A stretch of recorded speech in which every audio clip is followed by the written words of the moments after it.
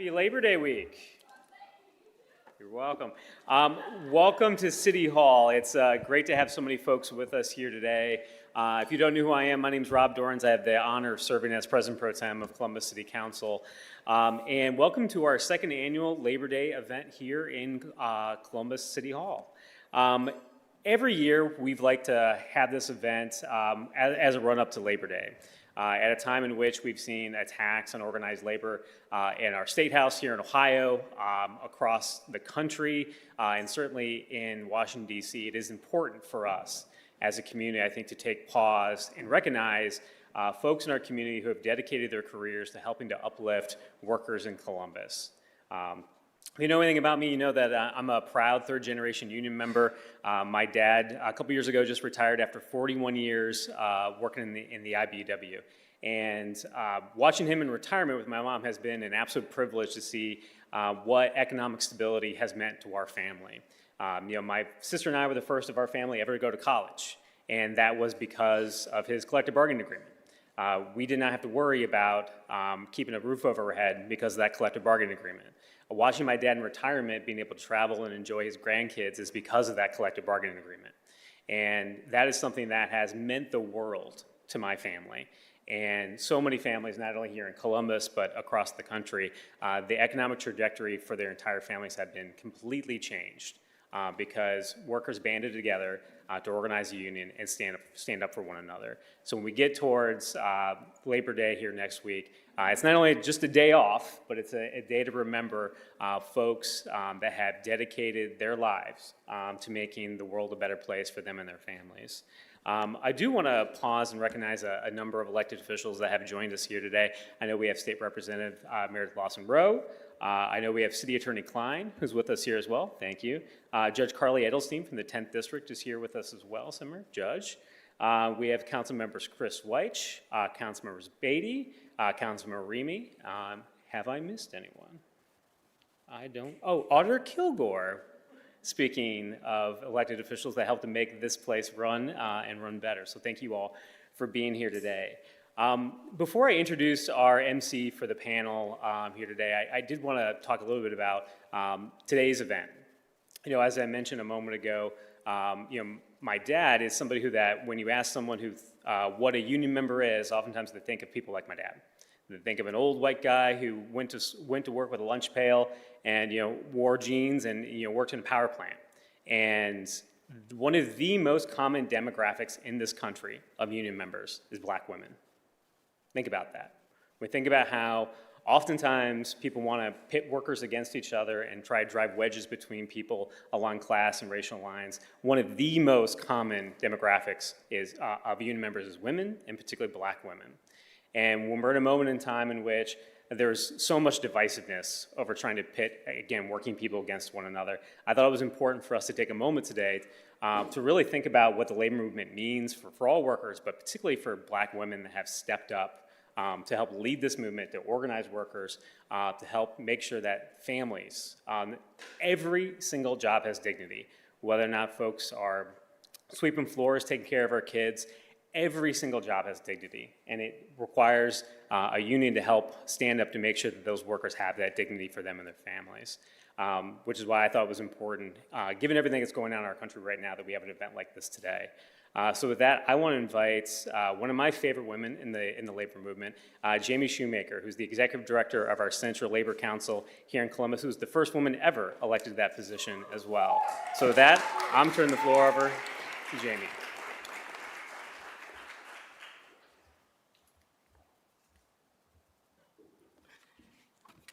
Hello, everyone. Thank you, Councilmember Dorans. I'm excited to be here today and grateful for the opportunity to assist in this important conversation because women on this panel have helped pave the way for me to be a union leader and other women to become labor leaders. I will always be thankful and hope and encourage the next generation, just like you guys have. Spaces like this are always powerful when you share insight, build solidarity, and find our potential solutions. With the recent job loss, data showing black women being disproportionately affected, with black women's unemployment rate hovering around 6%, according to the Bureau of Labor Statistics. This isn't just a number. This is a lot of people's reality that's impacting the livelihoods of families and their futures. That's why today's discussion is so important, and couldn't be more honored to join this group of panelists who will bring a wealth of experience, perspective, and passion to this topic. So let's meet them. I am going to let them introduce themselves. I've already screwed up somebody's name multiple times today, and I am not going to do it, so we'll start with you first. And also make sure you say where you're from and what you do. Good afternoon, everyone. My name is Lisa Ann Ball. My pronouns are she, her. I am the Community Education and Racial Justice Manager for Kaleidoscope Youth Center.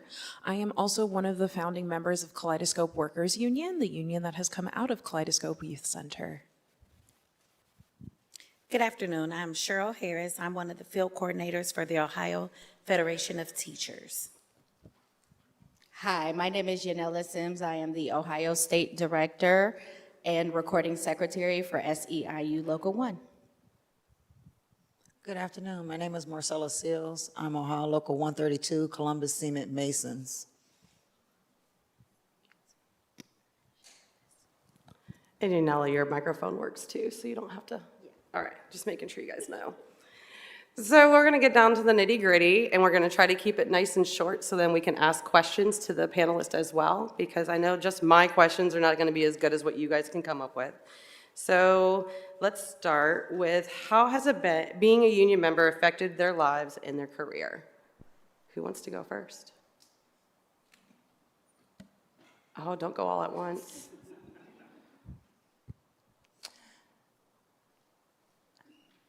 How the union has affected me has actually been a great asset for me. I started off in the construction field as an HVAC person, and then I went into concrete. I worked open shop for a little bit. You dealt with a lot of different statistics on that end. Back in the 90s, it was very few women, especially black women in the field. Once I joined the union, I had 3 kids to raise, so it was very helpful for me in reference to raising my children, being able to supply what I needed for them. So I think being in a union for me created stability. I have done many different jobs. I worked at a hotel, cleaning rooms. I worked at the post office. I worked retail jobs. I worked at Dirt Devil, if anybody remembers, the Dirt Devil plant. So I've done a lot of different jobs, and none of those jobs were union. So when I was introduced to the movement, it created a sense of stability for me and value for me as a worker. So I think the best thing that the union did for me was create stability and create a reason for me to be proud of the work that I did. I would say for me, it gave me the ability to be unapologetically me in many, many areas in what I worked in. Like you, I've had so many different positions that weren't unionized. And then when I did get into a position that was unionized, it almost gave me that light bulb to say, oh, I can be me. I can say what I need to say, do what I need to do, and still produce a product that needs to be produced. Cheryl, I love that. Being in a union for me has quite frankly been life-changing. I'm not going to try to minimize my union experience. I have found my voice in being in a union. I have found that I have strength in the workplace, which is incredibly important. I've been able to serve my clients better as a result of being in a union. But I feel what's really important is that being in a union has helped me to realize that union is not a dirty word. We hear it so often affiliated with negative connotations, and I was definitely given pause when unionizing first came up for us. But being part of this process has quite frankly shown me that unions are making the difference. Unions are going to change the world, and I feel very lucky to be part of one. Thank you guys. You guys did great, and you're still making me look up to you. So now the easy questions are out of the way, right? So we'll start a little bit more. What does solidarity look like in your workplace or union today? Oh, everybody's like, come. First, I can start, that's fine. So solidarity in our workplace really looks like understanding the nuance of every individual that's coming to the table, right? A union needs to serve its members. And so for us, making sure that all of our members' voices are being heard is of the utmost importance, especially as we are in collective bargaining at this point in time.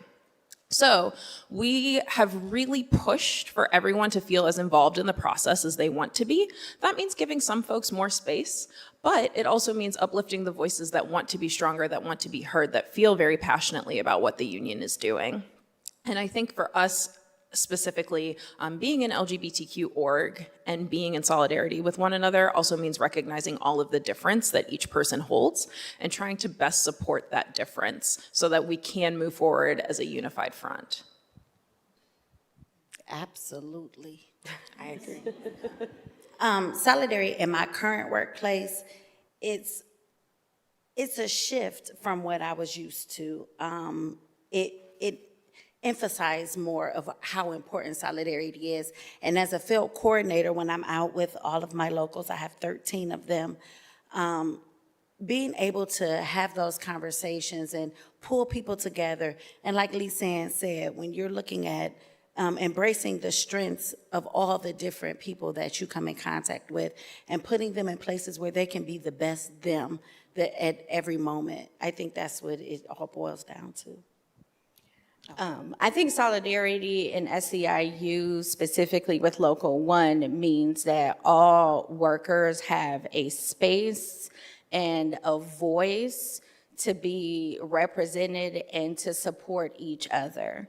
Our membership ranges from, LGBTQIA plus members to Latino members to members that have, different cultural backgrounds. And the commonality with all of those members is the work that they do. So solidarity for us really means like all of our members recognizing, one, that they do the same job, but also that all of our members are valuable contributors to their communities, and no one group is better than the other. Solidarity in my workspace, where you have the different crafts, each craft in order to make a product. We all need to work together.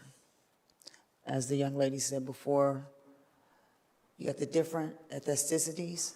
No one's better than the other, but we're here to get a job completed so that way a product can be produced.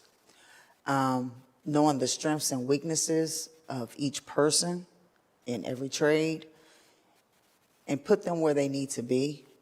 And then also those that seem to be less educated within their craft, teaching them more, because the more you teach someone else, it doesn't matter the money that you make, because no one can take your knowledge away. Okay, you guys are doing really good. So you're putting me to shame, so good job. And I kind of opened with this, how you guys have given labor leaders, even like me, a chance, and I've actually learned from you guys, and you're working with the next generation to encourage them. So how do you see all of your roles in creating opportunities for the next generation of labor leaders, especially for Black women? I'm smiling because I work at a youth center.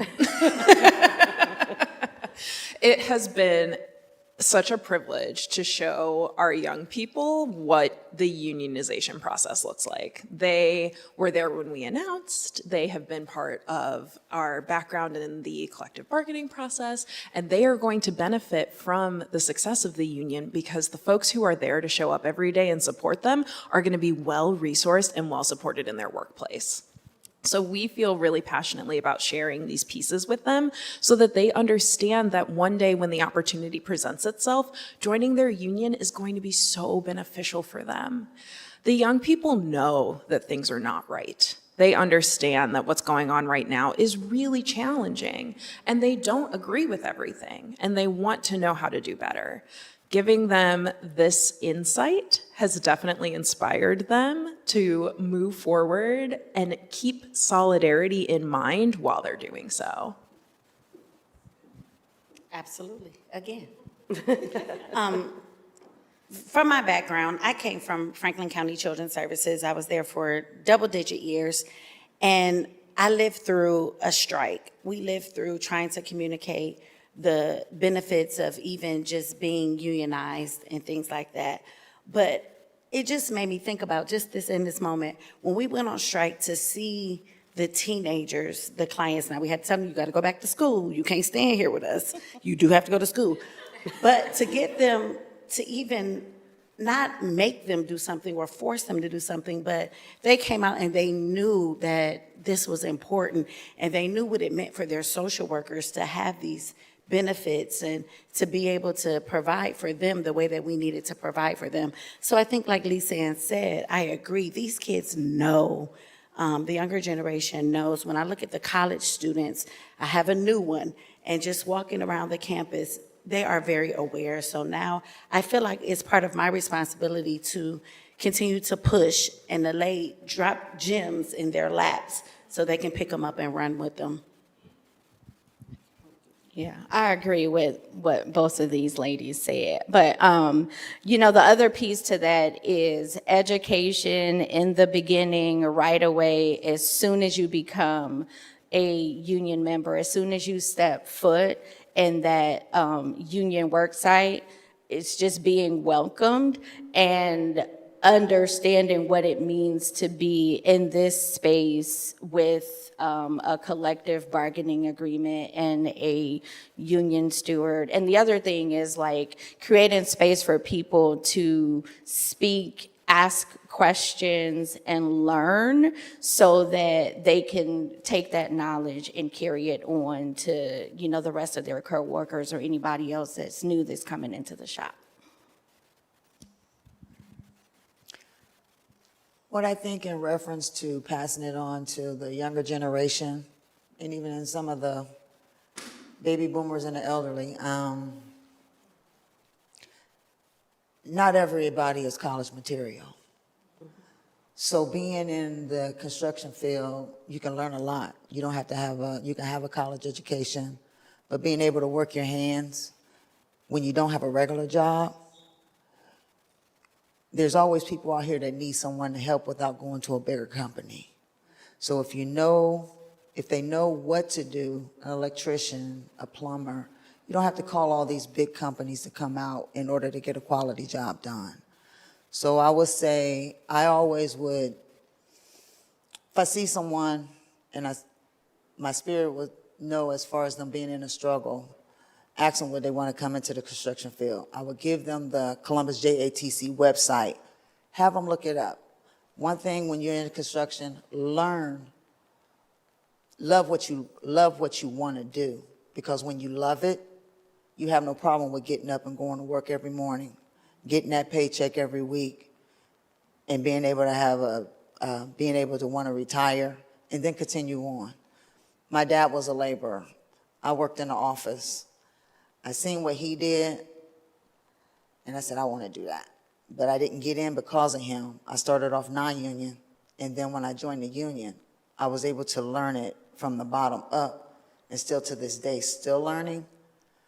I work for a contractor, but then I also work for myself, for people.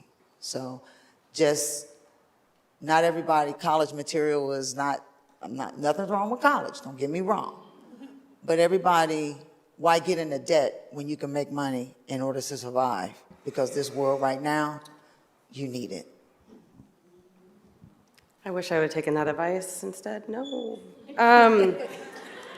So the big thing that I would say, I guess we are all women. I have two children. I always forget the boy, sorry.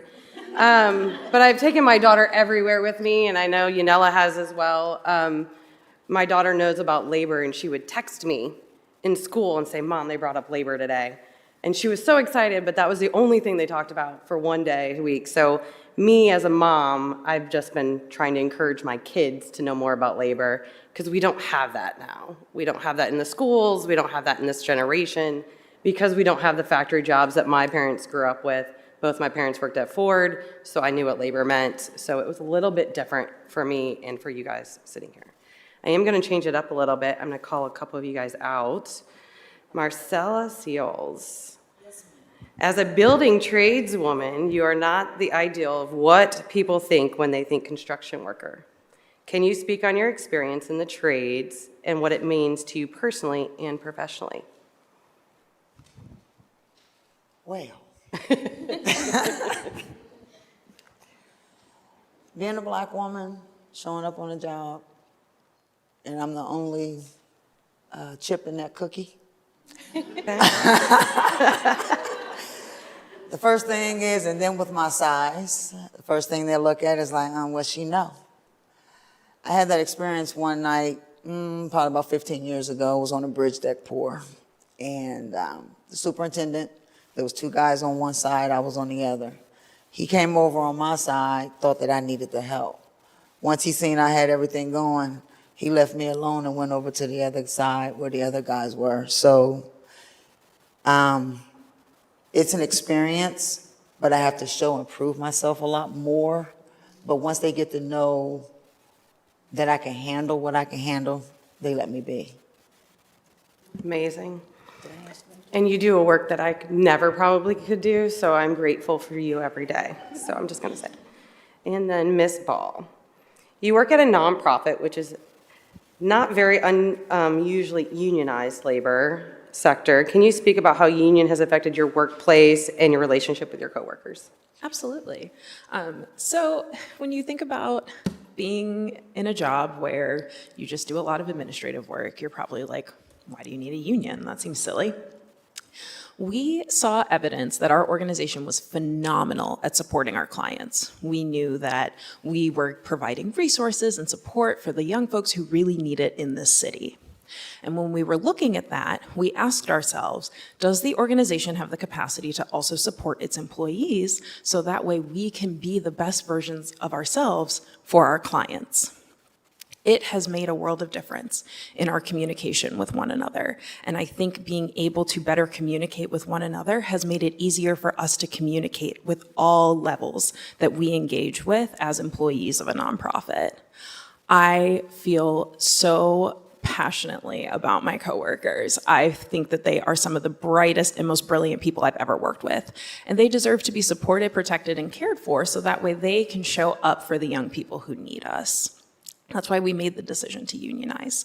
It wasn't an easy one. It wasn't one that we made lightly. But at the end of the day, I think it might have been one of the best decisions we have made collectively. And that power, that moment of knowing that we all really supported each other in that way, life-changing, truly. You're getting really good. I don't even know why I'm even standing up here. You guys can do this yourselves. So I'm going to end on one question, and then we'll take questions from everybody in the audience. Well, not everybody, like a few. I'm not going to go that long.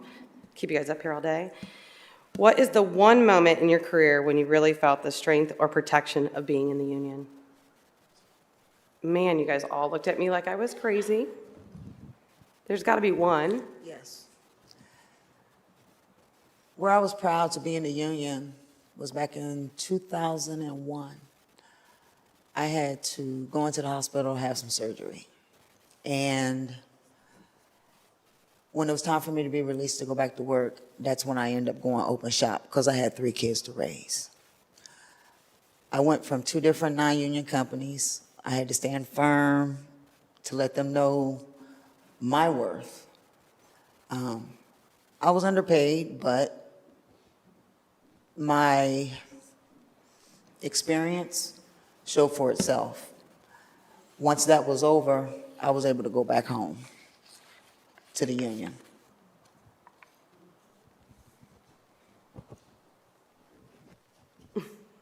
You know, it was like, you do it. Okay, I'm ready.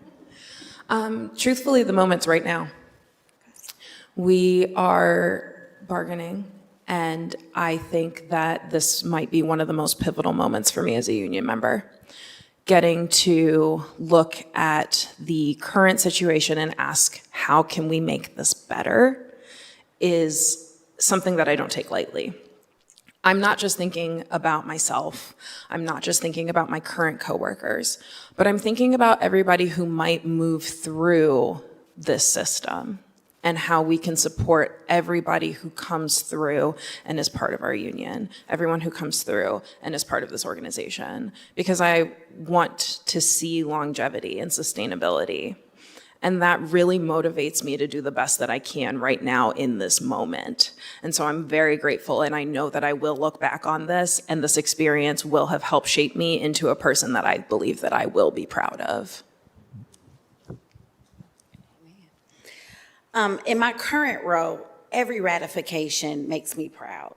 Every department, every organization, every agency, every school district that can ratify a contract is like another notch on the belt to say, congratulations, we did this. And it's only going to get better from here. We may not like what we have at this moment, but it only can get better from here.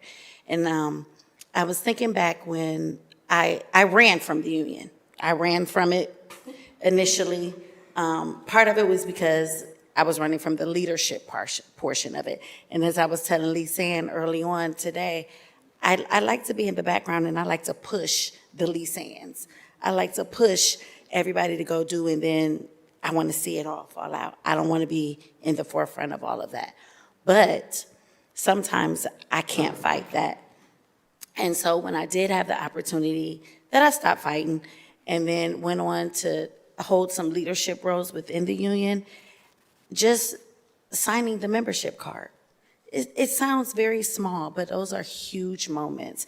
Having someone just inquire about why is this important, is all of those things makes me proud to do what I do. And I don't know why I ran for so long, but I'm glad I stopped. So very much like you, I too am a person that would much prefer to just be in the background and, dig my head in and do the work. And I think one of the proudest moments for me was when somebody else was able to see something in me that I did not see in myself. To offer me an opportunity to do something different within the organization. And with that, I always try to lead from that perspective. I always try to, to keep that in mind and to pass that on and to give people an opportunity that maybe they would not have gotten before. And hopefully I am able to improve someone's life and expand their horizon and help them see something that maybe they would not have been able to see before. So, for me, I believe that was kind of like the proudest moment for me, is that somebody saw something in me that I didn't see, and now I'm able to do the same for others, and hopefully they will also be able to do the same behind our experiences. Thank you, ladies. We are open to take questions from the audience if anybody wants to. I can't see, I forgot to put my glasses back on. Hold on. That's okay. Okay. It is not a question. Okay. It's explaining to these ladies how I am really excited where they're at. Because in the early 70s, I was a union organizer. Back in the day, I was organizing up in Cleveland, Ohio. There were not that many black women, let alone women, that were organizers. It was not easy because a lot of the men didn't particularly want to deal with a woman, let alone a black woman. Oh, I get this. Wow. Okay. My name is Ginger Cunningham, okay? And I was a organizer for over 20 years. I started out with OCSEA, and they immediately sent me from Columbus to Cleveland. It got so rough that my father because I was the mother of two sons. I was a single parent. My father here in Columbus was concerned about my welfare and my family's welfare, okay? Because a lot of people were threatening me.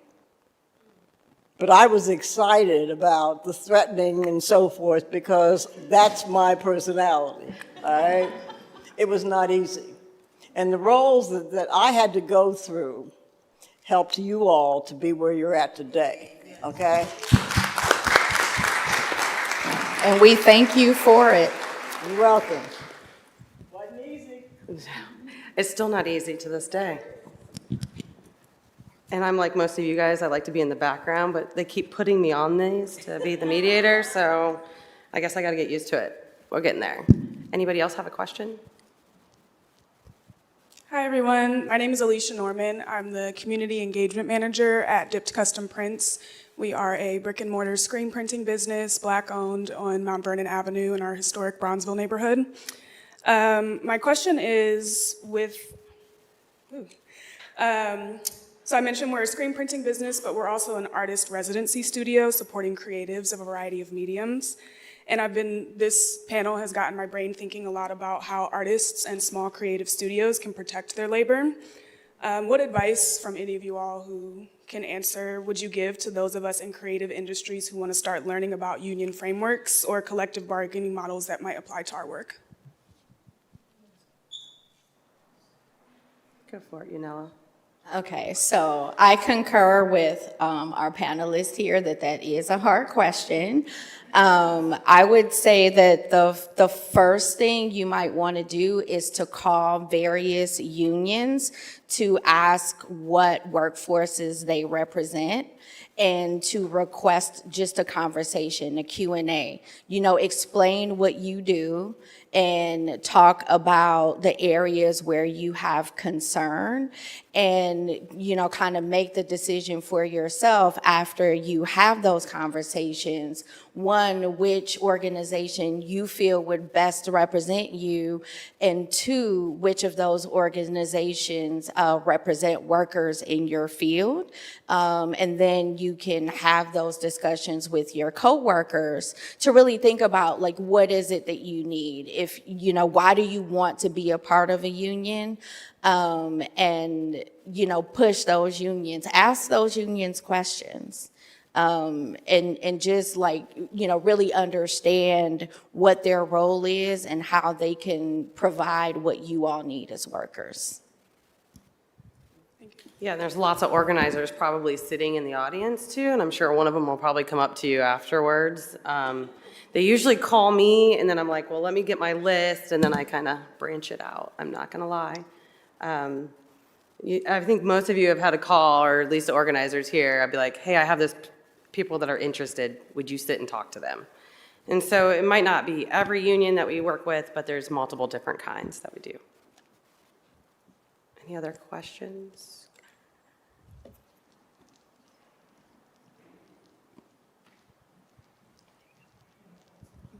Good afternoon. Very excited to be in the audience listening to you queens this afternoon. Thank you so much for your work. My name is Meredith Lawson-Rose, State Representative.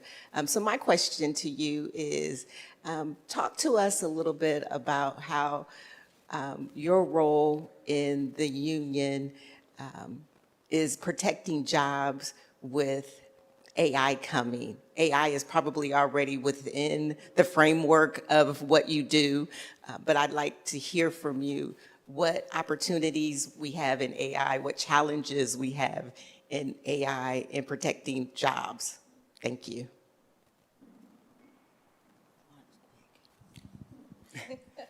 Because I'm in a construction field and I do concrete, the only thing an AI can do is to run a machine, screed it off, because AI can't finish.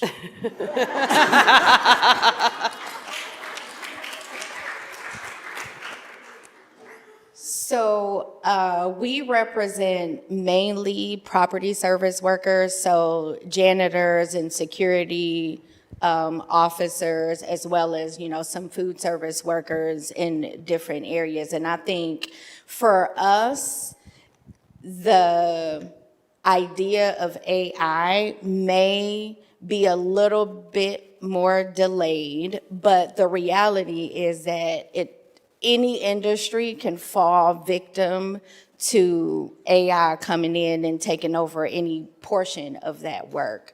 So I think for us, it's important to kind of think ahead and try to forecast, what component of our work, an AI entity can come in and do, and start preparing our membership for that, because, it could be that instead of having 12 people in the building, you only need 10 because you have, this like vacuum robot or something. I don't know.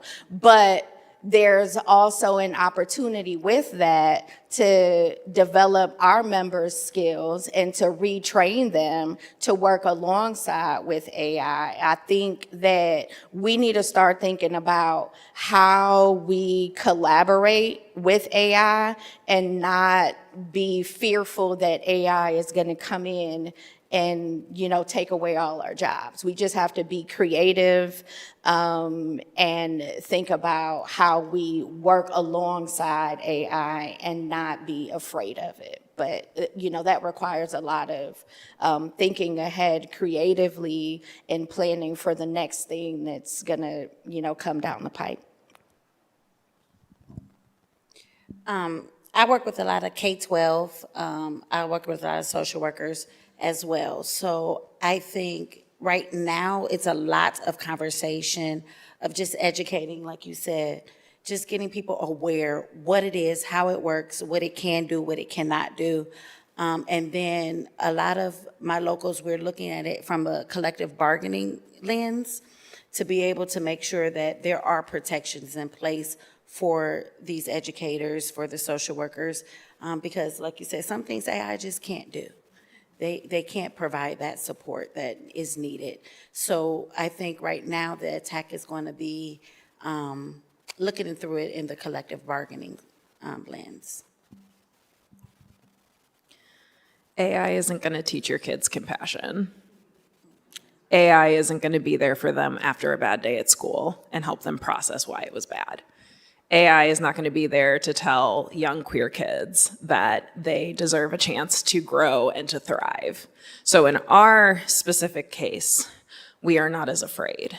But AI is still a very valid concern.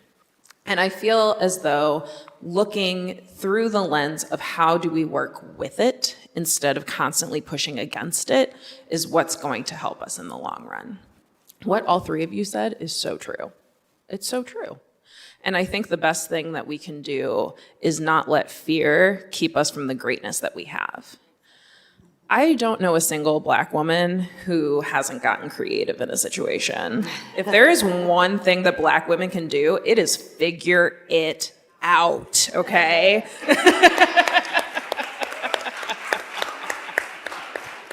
So I trust and believe that a Black women somewhere are going to come to us with a solution for how to work with AI. I truly believe that. And I don't know, maybe there's potential for one of us to do it. Maybe there's potential for one of you beautiful women in the audience to do it. But I know that it'll happen. And when that time comes, we will face it head on and we will make sure that workers are protected. We still need human workers. AI is only going to take us but so far. And we will figure out how to make sure that people are continually employed, even if it means we have to get really creative.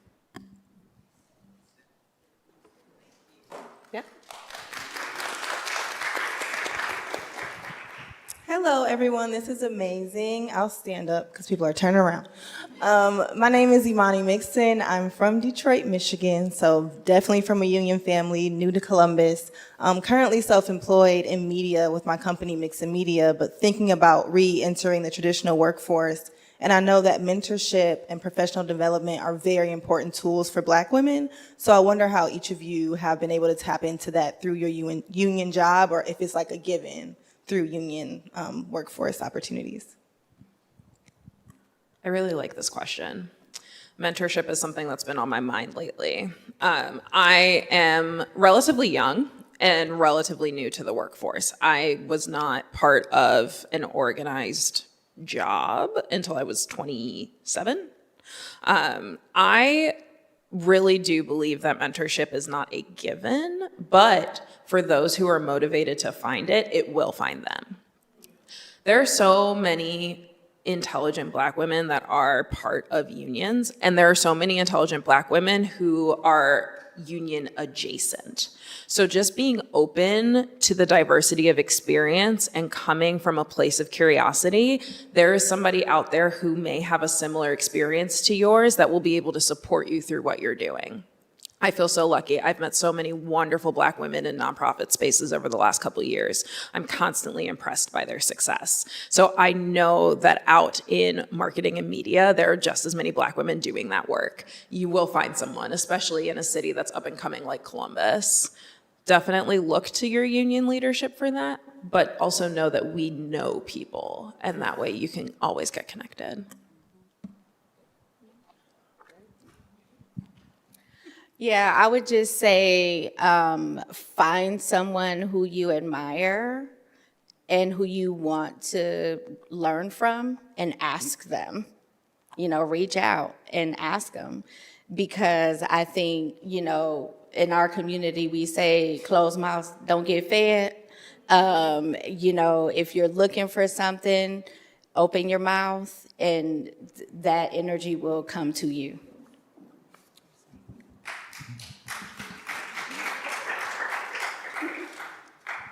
I would have to piggyback off of her. But with you wanting to come back into the workforce and still do what you want to do off on the side, just make sure that you will want to enjoy what you do on both ends, that you don't get burnt out and be like, I don't want this. Because you're going to be dealing with different variations of people, so you have to give it to God and you have to give grace, because not everybody's in a storm. We just all on a different boat. Mm-hmm.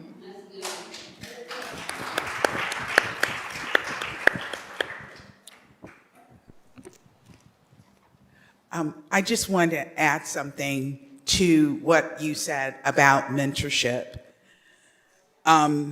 Be open and that your mentors may not necessarily be Black women. Mm-hmm. Your mentors may be Black men, they may be white men, they may even be white women. So just be very open to who they may be. Yes.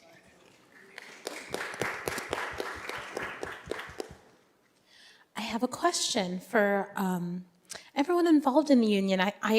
So in my career, I do burnout restoration, and oftentimes a lot of what I'm doing as a consultant and in a consultant role is taking union basic laws like paid maternal or paternal leave or paid sick leave, having health care, these basic dignity laws that unions propagate and promote.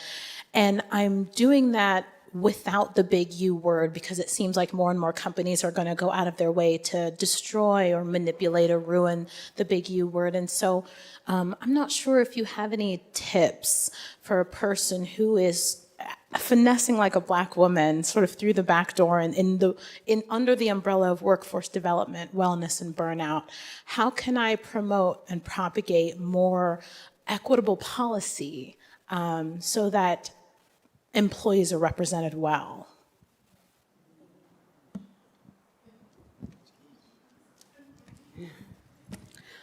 Okay, so again, another really hard question, but I think that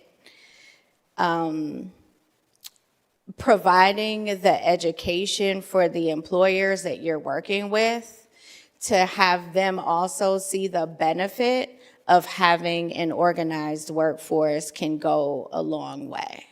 There's plenty of studies out there that show that when people are respected, compensated fairly, given space and time to, address the basic necessities like being able to go to the doctor, they are better workers, which means that they provide better services for the community and that they do a better job at work. So as opposed to saying, oh, the union is bad and they're going to come in here and they're going to cost us all this extra money, think about the benefit that you're going to get as the employer to have a more stable, better workforce that is more willing and, physically able to provide the level of service or product or whatever it is that that company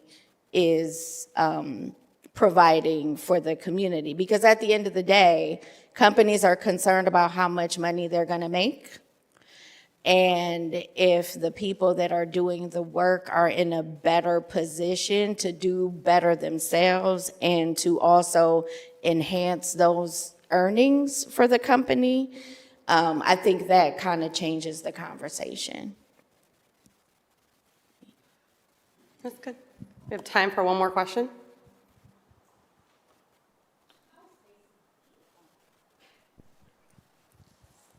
I would like to thank you ladies for your informative information and how well you did in presenting this. It's an honor to be here, and I was thrilled because my mother and my father, I come from a vast of ones reaching out and helping others.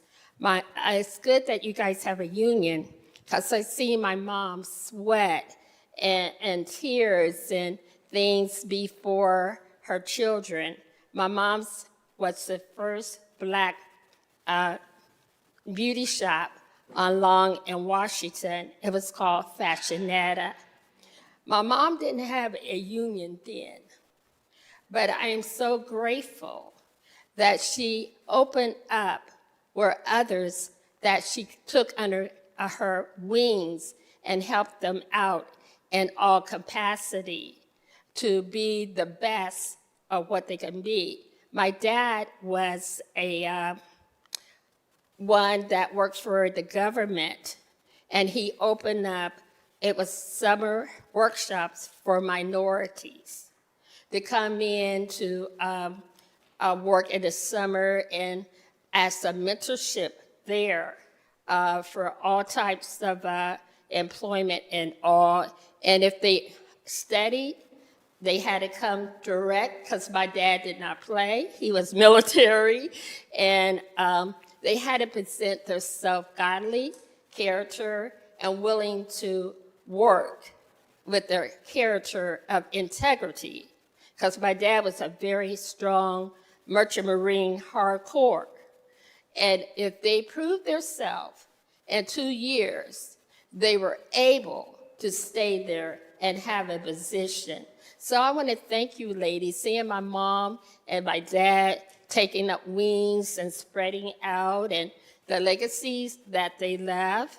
So I am a type of person who loves really hard, and I'm trying my best to represent Clemens to the best of all of the events and all that I do. And I'm so sorry about my phone ringing off, but I must go. I have another event. So thank you, ladies, for everything. I appreciate it. Thank you. So thank you, everybody, for coming. Before we finish my closing remarks, I want to recognize some people that came in and snuck in before Rob got to thank them. State Representative Latina Humphrey. And Councilwoman, I always mess up your name and I'm sorry, Lourdes Barroso de Padilla. Awesome, I did it! Sorry, I've been practicing. No, I'm good. And I also want to thank everybody here on the stage today. It takes a lot to get up and talk in front of a room full of people that you don't know, and it's scary. So I appreciate every single one of you, and thank you for constantly being a leader and a guide for me as a union leader as well. And I know I call on most of you guys, and at least 2 of you I talk to frequently, so thank you very much for everything you do. And last but not least, Rob Doran's staff. Ariel, thank you so much for putting this together. We couldn't do it without you guys. Councilman Dorans, I'm sorry, I'm just so used to calling him Rob. I apologize. You guys are amazing, and I'm glad we can always call on you whenever we need something. So thank you very much for everything. And thank you, everybody, for coming today.